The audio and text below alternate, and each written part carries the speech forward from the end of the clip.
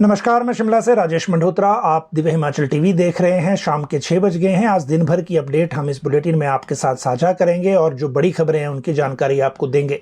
सबसे पहले हमारे दर्शकों को और सभी को महाशिवरात्रि की शुभकामनाएं। और हिमाचल में जो अंतर्राष्ट्रीय शिवरात्रि महोत्सव मंडी में होता है वह उसकी शुरुआत हो रही है। आज पहली बार मंडी की शिवरात्रि में व्यास आरती होगी। इससे पहले शिवरात्रि का हिस्सा ये नहीं थी और कल ऑफिशियल शुरुआत होगी। मुख्यमंत्री सुखविंदर सिंह सुक्खू जो माधव राय की जलेब है पहली, उसमें शामिल होंगे। और आज जितने देवी देवता आए हैं उसके साथ डीसी मंडी अपूर्व देवगन ने सपरिवार पूजा के साथ देव कारज का शुरुआत की है। और बाकी जो एक्टिविटी है वो अब अगले 3-4 दिनों तक रहने वाली है मंडी में। और जो अंतर्राष्ट्रीय शिवरात्रि महोत्सव है वो पूरी तरह से चलेगा। आज जो इस बुलेटिन में आपको जानकारी देंगे, राज्य सरकार ने हाल ही में ट्रांसफर नियमों में एक परिवर्तन किया था। जो 2013 के सिद्धांत हैं तबादलों के लिए हिमाचल में लागू जो हैं, उसमें एक प्रोविजन ऐड करके ये प्रावधान किया था कि अगर आपका ट्रांसफर ऑर्डर होता है तो आपको ज्वाइन करना है पहले। और अगर आपको लग रहा है कि वो ऑर्डर ठीक नहीं है, आपकी स्थितियों के अनुसार नहीं है, तो आप उस ऑर्डर को अपने कंपिटेंट जो अधिकारी है आगे वहां रिप्रेजेंट कर सकते हैं और आपके रिप्रेजेंटेशन पर उस अधिकारी को 30 दिन में फैसला लेना होगा। इस व्यवस्था को चैलेंज किया गया है हाई कोर्ट में। और ये चुनौती क्यों दी गई है, इसका बेस क्या बनाया गया है, वो सारी चीजें आज हम इस बुलेटिन में आपको बताएंगे।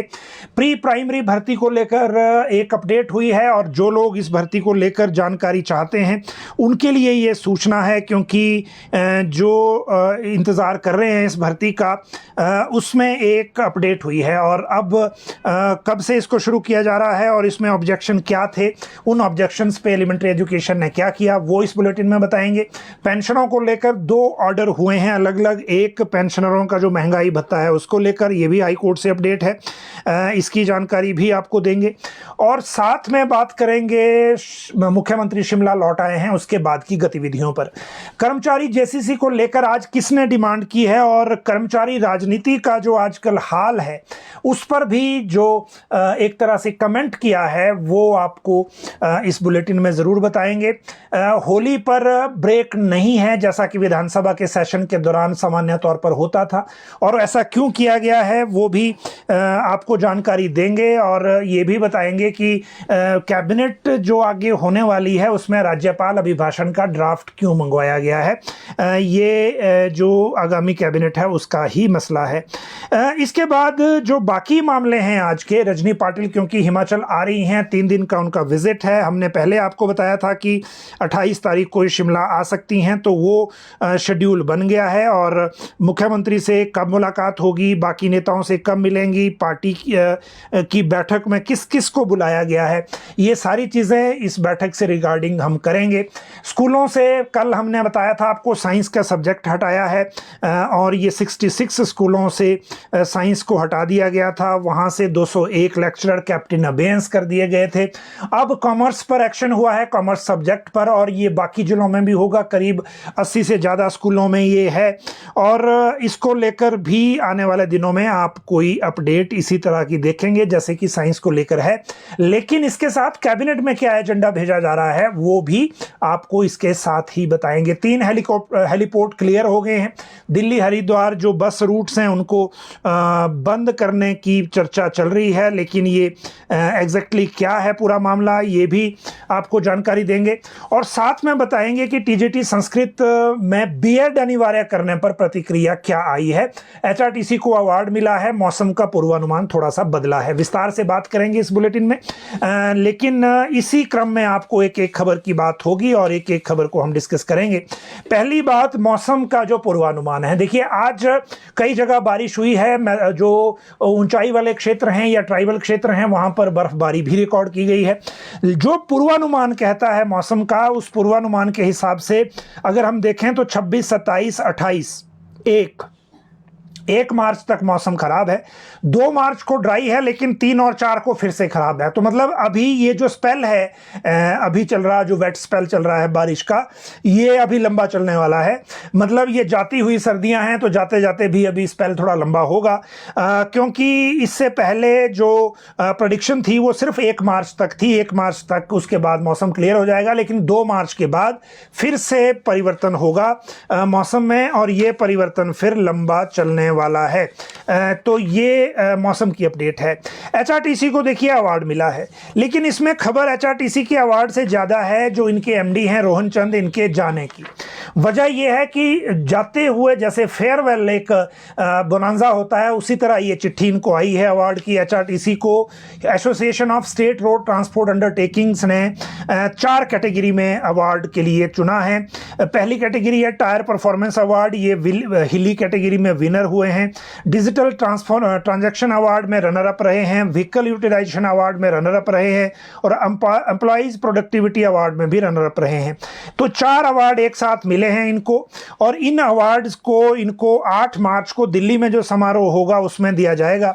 और इसको कौन लेगा ये तो अलग बात है, क्योंकि 1 मार्च को रोहन चंद ठाकुर ने दिल्ली में डायरेक्टर फाइनेंशियल सर्विसेज की पोस्ट पे ज्वाइन करना है भारत सरकार में, और बहुत अच्छी पोस्टिंग उनको दिल्ली में मिली है।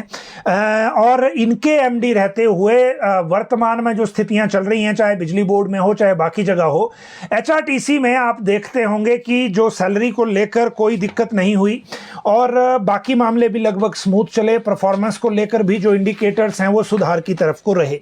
अब अगला जो एमडी जो भी आएगा एचआरटीसी में, उनके लिए चैलेंज तो है ही कि इस पूरी व्यवस्था को चलाना, क्योंकि जितनी ग्रांट राज्य सरकार से चाहते हैं वो ग्रांट पर निर्भरता बढ़ रही है, और जो बस किराया को लेकर डिसीजन होना है कैबिनेट में, उसको लेकर अगली कैबिनेट में मामला जा रहा है। तो ये 2 चीजें एक साथ हैं। अब बात करते हैं टीजीटी संस्कृत पर एक प्रतिक्रिया आई है, और ये प्रतिक्रिया जो है ये संस्कृत बेरोजगार संघ की तरफ से है, जो जिन्होंने या तो शास्त्री बीएड हैं या फिर बीए संस्कृत बीएड हैं, ये इन्होंने धन्यवाद किया है राज्य सरकार का कि टीजीटी संस्कृत जो बनाया आपने, उसमें आपने आरएनपी रूल जो है उसमें बीएड को अनिवार्य कर दिया। इनका ये कहना है कि एनसीटी इन्हें 2010 में ये कर दिया था, हिमाचल में लागू करते करते बहुत वक्त लगा, हालांकि अब भी देर से ही किया, लेकिन चलो अच्छी बात है। और इस प्रक्रिया के तहत जो भर्तियां हैं स्टेट में, वो अब राज्य सरकार जल्दी करे, ये डिमांड इन्होंने साथ में की है कि इन भर्तियों को जल्दी जल्दी किया जाए ताकि इसमें और डिले नहीं हो पाए। हाल ही में ये आरएनपी रूल अमेंड हुए हैं, इससे पहले शास्त्री के आरएनपी रूल थे, उनमें बीएड और नॉन बीएड का एक झगड़ा पहले से था। जब इस भर्ती को करने भी लगे तो हाई कोर्ट में केस हो गया, हाई कोर्ट में ये मामला चल रहा था, हाई कोर्ट से मामला सुप्रीम कोर्ट चला गया। सुप्रीम कोर्ट में मामला जाने के बाद राज्य सरकार ने ही शिक्षा विभाग को चिट्ठी लिख दी कि अब आप सुप्रीम कोर्ट से फैसला होने तक शास्त्री भर्ती के जो पद विज्ञापित किए थे उस भर्ती को होल्ड कर लें, जब तक अंतिम फैसला नहीं होता तब तक इस भर्ती पे आगे ना बढ़े। इन बिटवीन एलडीआर कोटा के कारण टीजीटी संस्कृत हुआ, उसमें बीएड अनिवार्य हो गया, और अब अगली भर्तियां सारी टीजीटी संस्कृत के हिसाब से, जैसा एनसीटी ने किया है उसी हिसाब से होना है। इंटरेस्टिंग बात इसमें यह भी है कि 2 सरकारों के बीच में 2 रिप्लाई कोर्ट में गए राज्य सरकार की तरफ से, एक बीजेपी सरकार में एक कांग्रेस सरकार में। एक सरकार में जब कोर्ट में सरकार की तरफ से रिप्लाई गया तो उसमें यह स्टैंड लिया राज्य सरकार ने कि एनसीटी की जो रूल्स हैं या जो नियम बनाते हैं, भर्ती नियम और उसमें पात्रताएं बनाते हैं, वो राज्य सरकार के लिए बाइंडिंग नहीं है। जबकि दूसरी बार जब जो एफिडेविट दायर हुआ उसमें यह कहा गया कि एनसीटी जो करेगी वो हमारे लिए फाइनल है, ये वर्तमान सरकार ने दायर किया। तो इसमें सरकार का भी स्टैंड अपना क्लियर नहीं था, इसीलिए राज्य सरकार ने इस भर्ती को रोक दिया अगली ऑर्डर आने तक।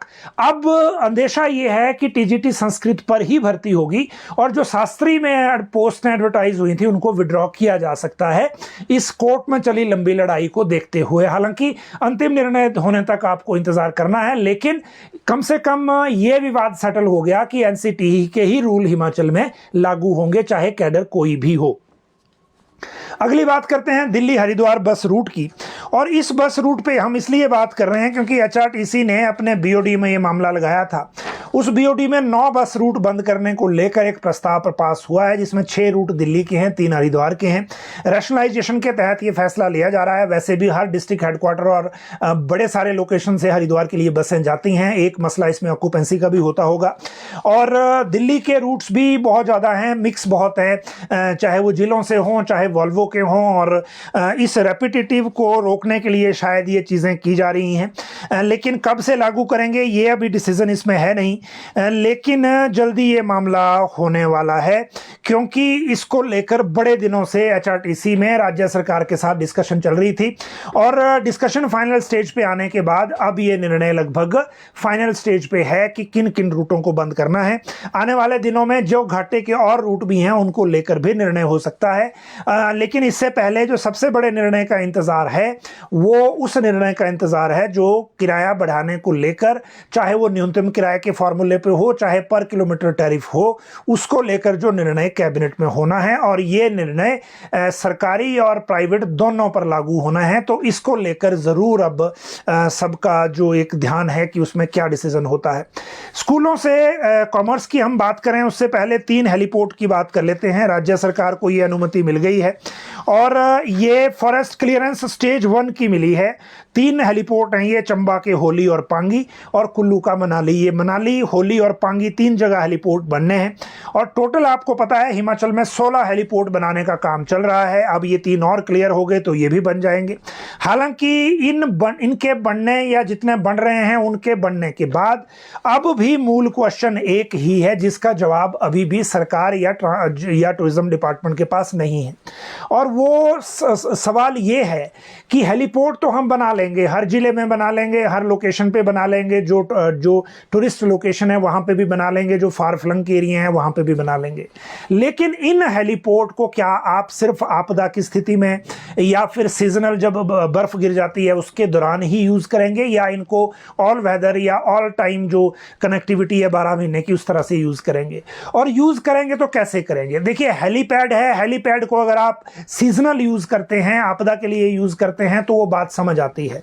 हेलीपोर्ट बनाने का मतलब ये है कि आपने एक ऐसा स्ट्रक्चर खड़ा कर दिया जहां आना और जाना मॉनिटर्ड है और वहां सिक्योरिटी से लेकर बाकी सारे तामझाम और ये जो अग्निशमन की गाड़ी से लेकर बाकी सारी चीज़ें होनी चाहिए।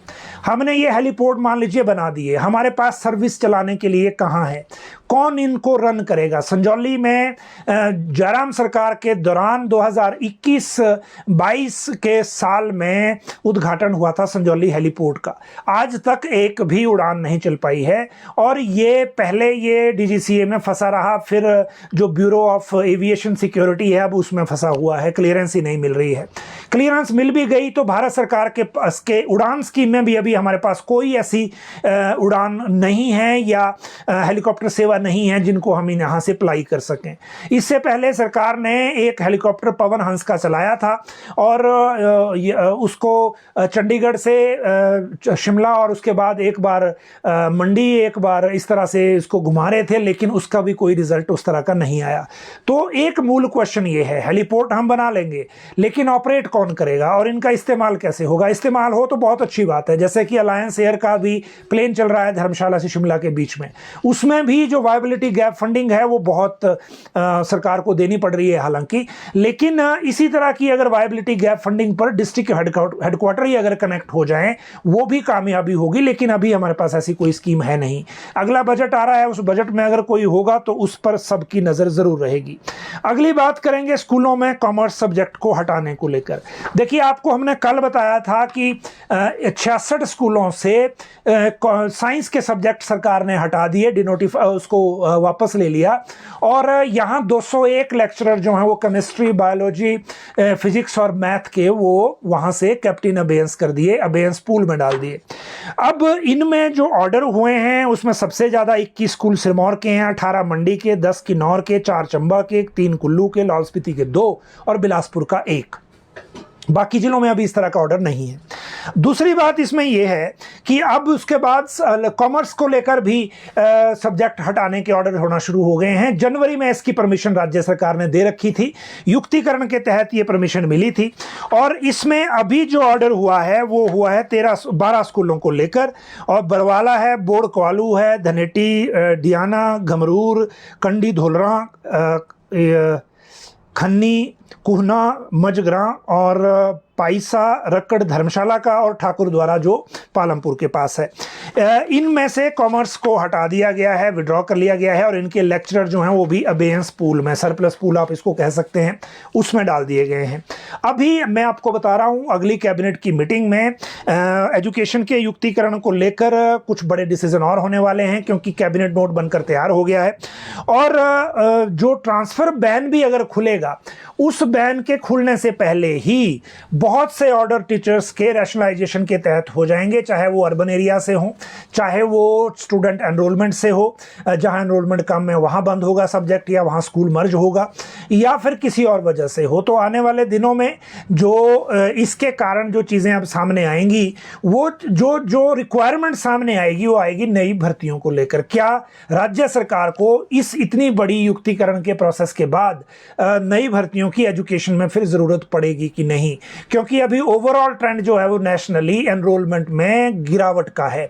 उसमें चाहे आप जनसंख्या वृद्धि दर को जोड़ लो, चाहे स्टूडेंट्स के पास मौजूद अन्य विकल्पों को जोड़ लो, चाहे ITI है, चाहे मेडिकल एजुकेशन है, चाहे कुछ और है, लेकिन आने वाले दिन जो एजुकेशन सेक्टर में एम्प्लॉयमेंट के हैं वो ज़्यादा अच्छे नहीं दिख रहे। फिलहाल इसका अंदाज़ा आपको अभी के जो युक्तिकरण प्रोसेस है उससे हो जाएगा, जब सरकार अप्रैल से पहले ये ट्रांसफर ऑर्डर बाकी जगह करेगी या डिसीजन कैबिनेट में इसको लेकर होंगे। अगली बात करेंगे रजनी पाटिल की बैठक की। देखिए, कांग्रेस की नई प्रभारी बनी है रजनी पाटिल, और ये 28 फरवरी से हिमाचल में हैं अब, और 1 और 2 मार्च को भी हिमाचल में ही होंगी। 28 फरवरी को पहुंच रही हैं और 8:15 बजे शिमला पहुंच जाएंगी। इसके बाद वो कांग्रेस कमेटी के पूर्व अध्यक्षों, पूर्व मंत्रियों, पूर्व प्रवक्ताओं की मीटिंग करेंगी। उसके बाद 28 फरवरी को ही शाम को 3 बजे मुख्यमंत्री सुखविंदर सिंह सुक्खू के साथ बैठक है। डिप्टी CM, कांग्रेस प्रदेशाध्यक्ष और मंत्रियों से मुलाकात होगी।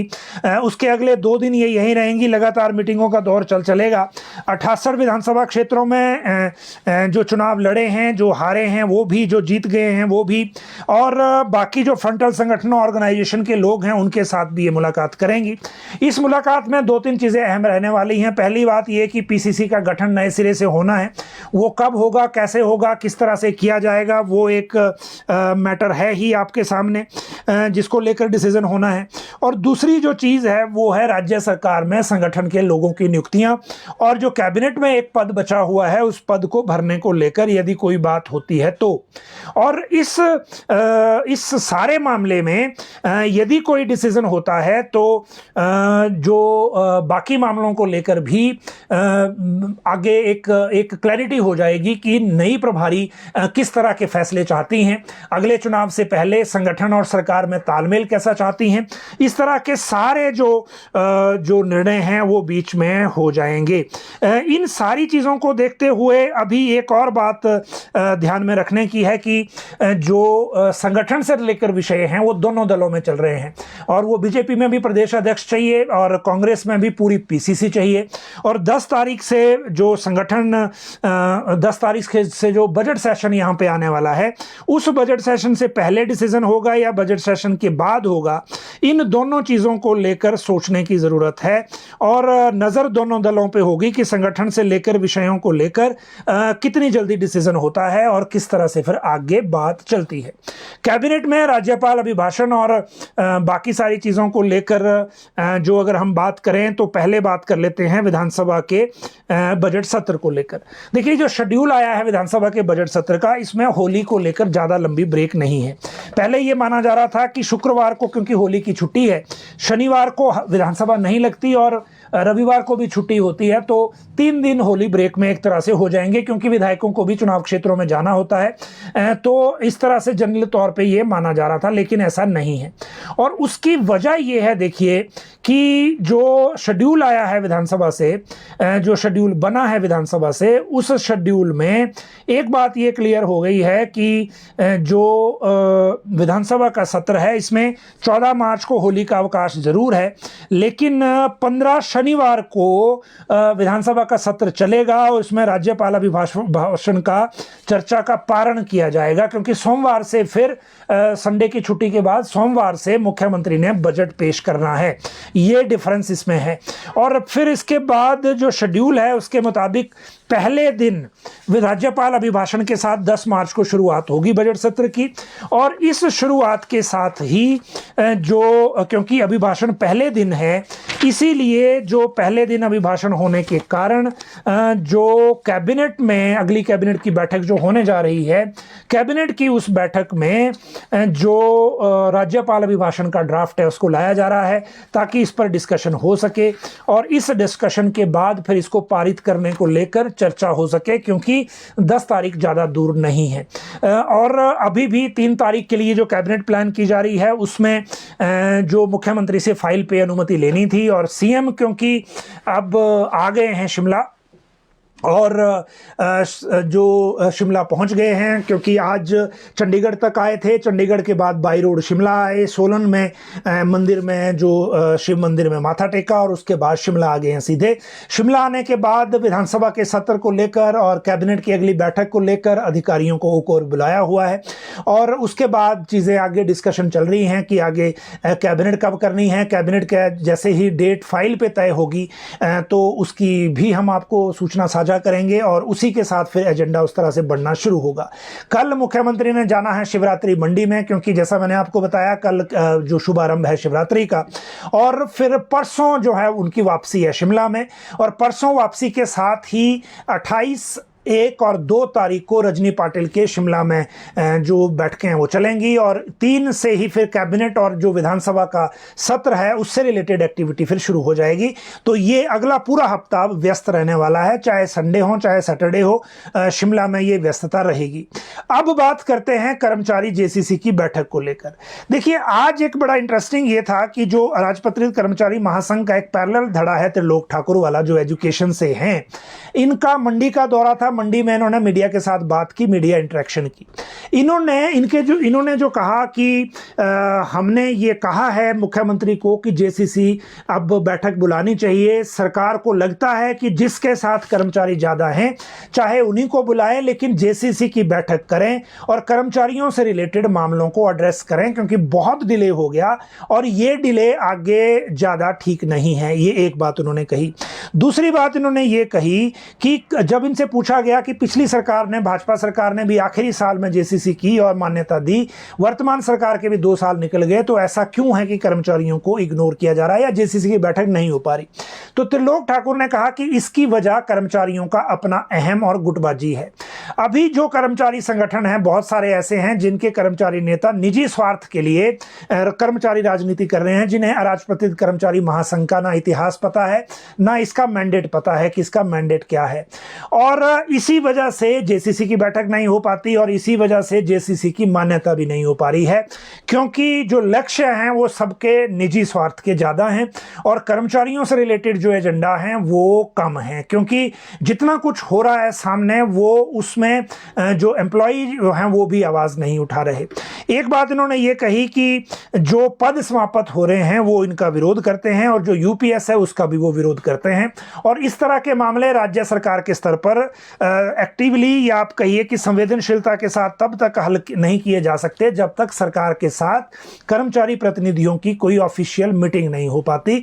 तो ये इन्होंने बातें कही 2, और ये मैंने आपको बता दी। अब जेसीसी कब होगी, क्योंकि 2 तो हैं ही, एक एनपीएस का जो पूरे पदाधिकारी थे वो शिफ्ट हुए हैं अराजपत्रित कर्मचारी महासंघ में, और एक जो है ये त्रिलोक ठाकुर वाला गुट अलग से है ही। तो अब किसको क्या करते हैं आगे, किस तरह से मान्यता होती है, जेसीसी होती है या नहीं, ये अभी भविष्य के गर्भ में उस तरह से है, अभी इस बारे में कुछ कहा भी नहीं जा सकता। अब बात करते हैं जो पेंशनरों पर 2 ऑर्डर आए हैं।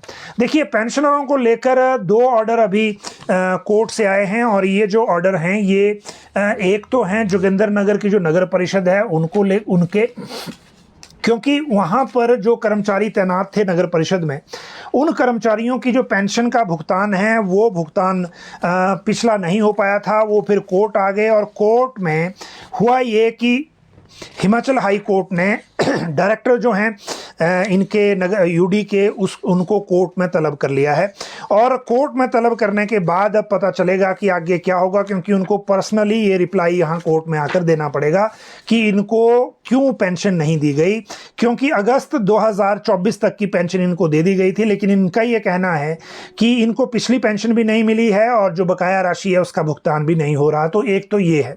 दूसरा जो डीए का एरियर 5% के साथ, डीए मतलब कर्मचारी के लिए डीए हुआ, पेंशनर के लिए डीआर हुआ, डियरनेस रिलीफ, तो ये एचआरटीसी का मामला है। श्रेष्ठा देवी कोई याचिका करता है, इन्होंने कोर्ट में केस किया था कि राज्य सरकार ने 7 फरवरी 2015 को एक कार्यालय ज्ञापन जारी किया कि हिमाचल सरकार ने कि पेंशन भोगी और पारिवारिक पेंशन भोगियों को महंगाई राहत 1 जुलाई 2014 से संशोधित कर दी गई है।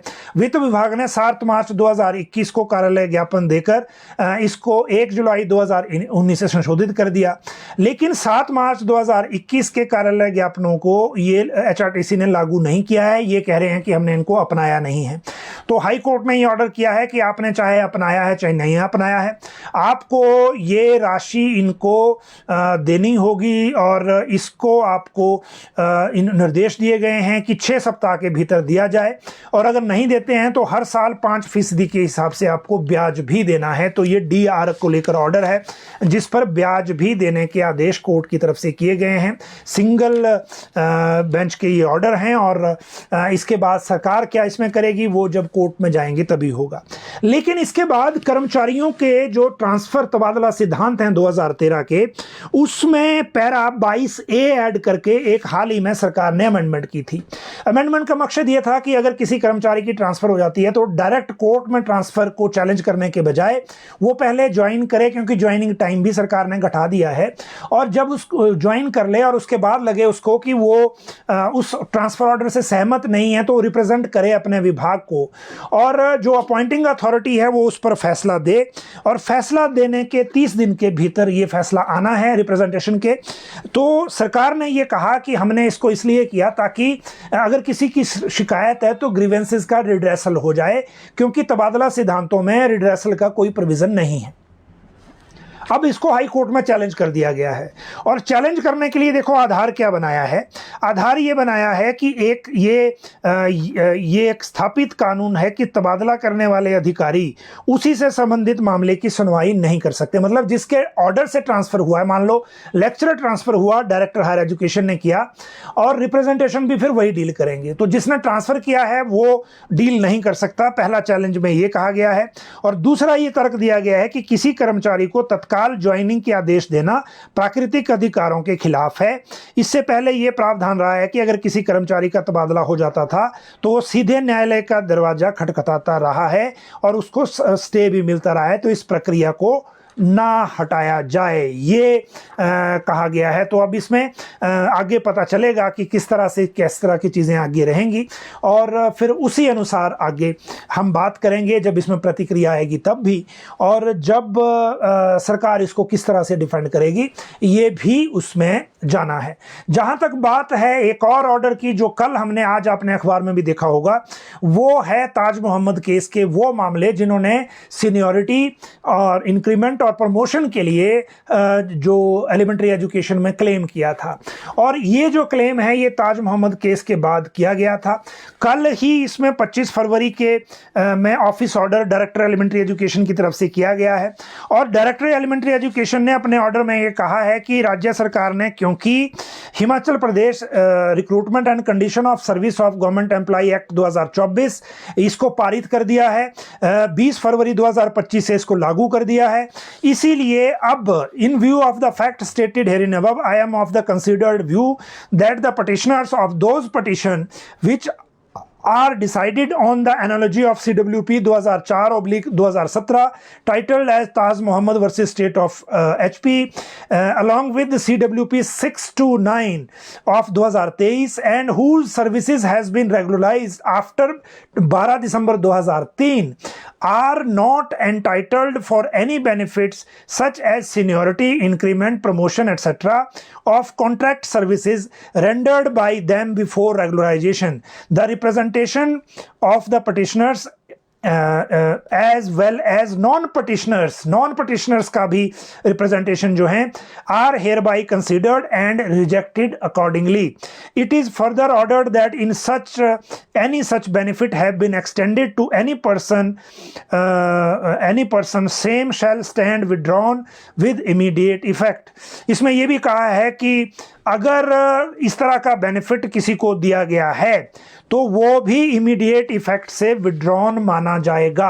अब रिकवरी कब से शुरू करेंगे वो अभी सरकार के ऊपर है। मुझे लगता है बजट सत्र से पहले तो क्या ही होगा, बजट सत्र के बाद इसमें एक एक करके चीज़ें होंगी और वो भी इसलिए करनी पड़ेंगी क्योंकि अगर इस एक्ट को पूरी तरह लागू करना है तो आपको रिकवरी में भी जाना पड़ेगा। कॉलेज कैडर और बाकी कुछ कैडर्स में बहुत सारा पैसा इसका ऑलरेडी मिल चुका है और अपनी जो कैलकुलेशन है इनकी फाइनेंस और कार्मिक विभाग की, उसमें भी ये जो मनी दिया गया मनी है वो 286 करोड़ से ज़्यादा है जो अभी तक दिया जा चुका है। तो रिकवरी में ये अमाउंट आएगा, लेकिन कब से इसको एनफोर्स करेंगे वो आने वाला समय बताएगा। लेकिन मैंने जो एलिमेंट्री एजुकेशन डायरेक्टरेट से जो ऑर्डर हुआ था वो मैंने आपको आज बता दिया।